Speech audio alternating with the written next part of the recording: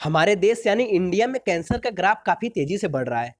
यहाँ तक कि हर घंटे हमारे देश में 159 मौतें कैंसर की वजह से हो रही हैं। और चिंता की बात यह है कि अभी तक दुनिया में ऐसी कोई भी दवा खोजी नहीं गई है जिससे कैंसर पूरी तरह ठीक हो सके। और कैंसर होने का मुख्य कारण जानते क्या है?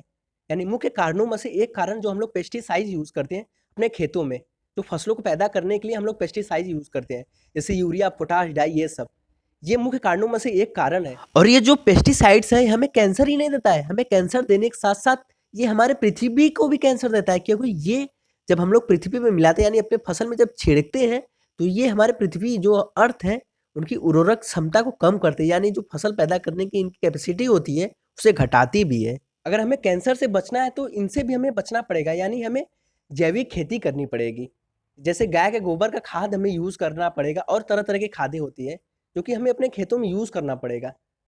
यार हमारे इंडिया के लोग जब यानी हमारे देश के लोग जब हमें कुछ देते थे तो इंसानों के साथ साथ नेचर का भी ख्याल रखते थे, ताकि उससे नेचर का भी कोई डैमेज ना पहुंचे, यानी कोई खतरा ना पहुंचे, क्योंकि वह जानते थे कि इंसान और नेचर दोनों एक दूसरे से जुड़े हुए हैं।